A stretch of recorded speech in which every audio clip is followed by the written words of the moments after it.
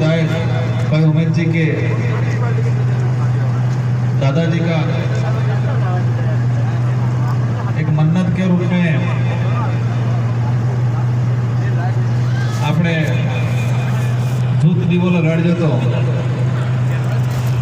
और उन्होंने मूर्ति जमाड़ंगा 3 दाड़े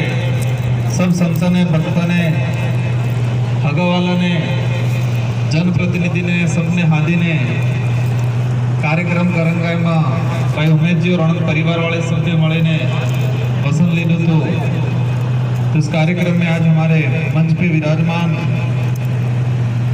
बेणका बाणासूर धरती संत मेट कोटवाल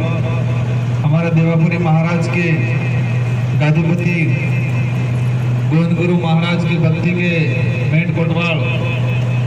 संसुरमाल महाराज की भक्ति के भी मेट कोटवाल सभी मेट कोटवाल गादीपति भक्तगण